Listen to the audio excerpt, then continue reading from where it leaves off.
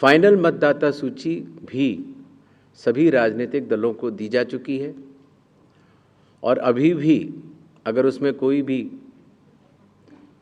Electoral registration officer से कोई गलती रह गई हो तो उसके ऊपर जिला अधिकारी के पास अपील फाइल की जा सकती है।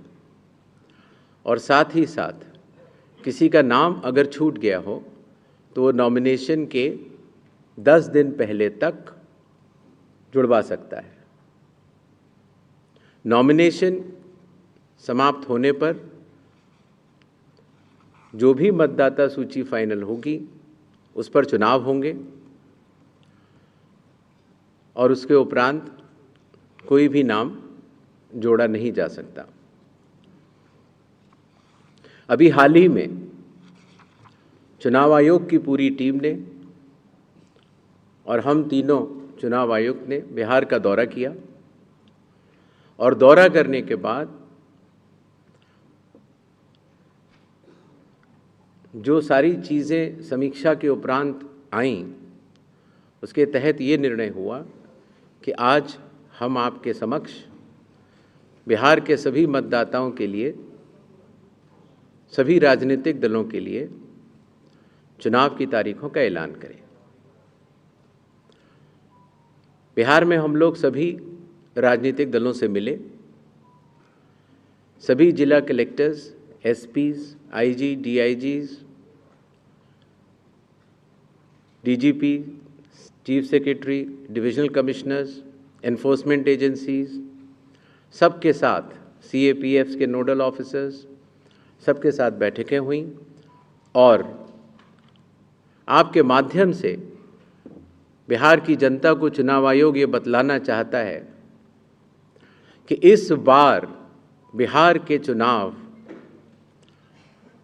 न केवल मतदाताओं के लिए बहुत ही सुगम और सरल होंगे, न केवल पूरी चुनावी मशीनरी तत्परता के साथ मतदाताओं के साथ खड़ी रहेगी, न केवल लॉ एंड ऑर्डर की व्यवस्था पर पूर्ण निगरानी रखी जाएगी, बल्कि शांतिपूर्ण ढंग से, पूर्ण पारदर्शी तरीके से बिहार के होने वाले चुनाव शायद सबसे अच्छे चुनावों के रूप में परिलक्षित होंगे, ऐसी चुनाव आयोग की मंशा है। इसके लिए चुनाव आयोग सभी राजनीतिक दलों का, सभी मतदाताओं का और सभी मीडिया कर्मियों का भी सहयोग अपेक्षित करता है। इसके पहले कि हम तारीखों की तरफ बढ़ें, एक छोटी सी प्रेजेंटेशन है जिससे कि काफ़ी वस्तु स्थिति आप सब लोगों के भी समक्ष आएगी और जनता के भी समक्ष आएगी। Presentation please.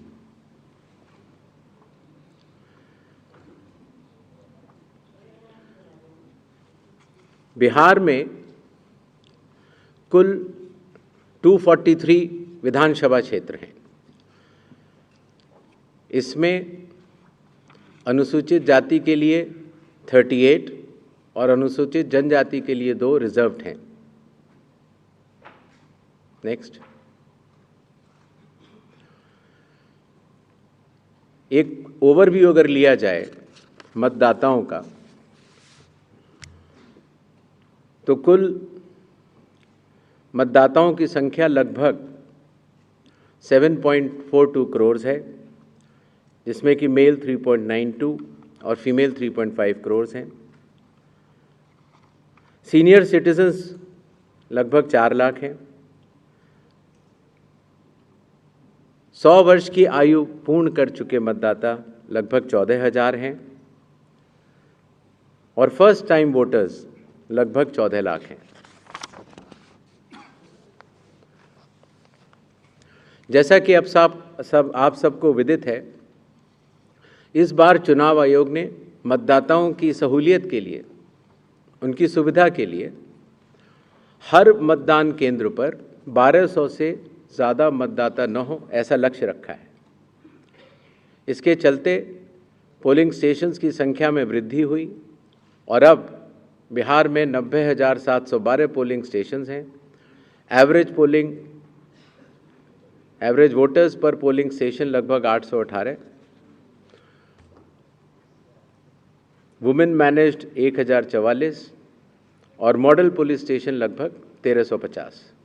Her polling station पर वेबकास्टिंग की व्यवस्था होगी, जिससे चुनावी प्रक्रिया के ऊपर वरिष्ठ अधिकारियों का पूरा निगरानी किया जा सके।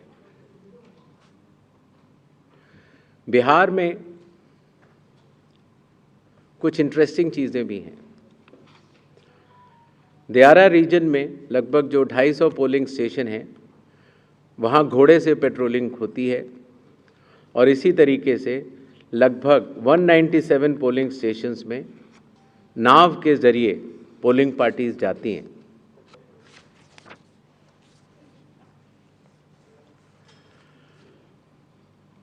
चुनाव आयोग के निर्देशों के अनुसार हर मतदान केंद्र पर एश्योर्ड मिनिमम फैसिलिटीज़ प्रदान की जाएंगी, जिसमें कि पोल वॉलंटियर्स होंगे, हेल्प डेस्क होंगी, रैंप होगा, टॉयलेट्स होंगे, ड्रिंकिंग वाटर, साइनेजेस, लाइट की सही व्यवस्था और वोटर फैसिलिटेशन सेंटर। जो हमारे बुजुर्ग और दिव्यांग मतदाता हैं, उनकी सुविधा को ध्यान में रखते हुए पोलिंग स्टेशंस ग्राउंड फ्लोर पर होंगे। अगर रैंप है तो 1:12 के रेशियो में प्रॉपर ग्रेडियंट से बनेंगे। वॉलंटियर्स भी रहेंगे, व्हील चेयर की फैसिलिटीज़ भी दी जाएगी और अगर इनमें से कोई भी 85 प्लस के उम्र के अगर लोग हैं या 40% से ज़्यादा जिनकी डिसेबिलिटी है, अगर वो चाहें तो फॉर्म 12D भर सकते हैं और उसके उपरांत उन्हें होम वोटिंग की सुविधा भी दी जाएगी।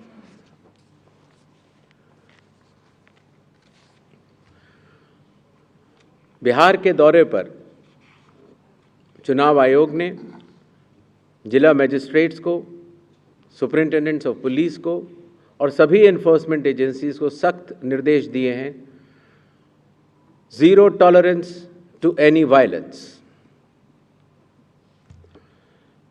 no scope for any kind of intimidation or threat to voters or candidates.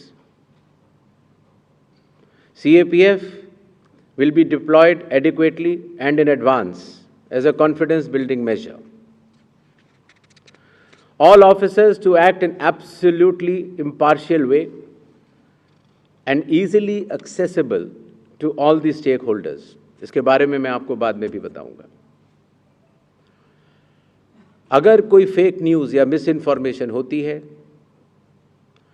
ख़ास तौर से सोशल मीडिया या किसी भी और प्लेटफॉर्म पर, तो उस मिस इन्फॉर्मेशन को काउंटर किया जाएगा और स्ट्रिक्ट विजिल रखी जाएगी सारे चेक पॉइंट्स पर, जिससे कि ड्रग्स, लिकर और कैश का इलीगल ट्रांजैक्शन ना हो पाए।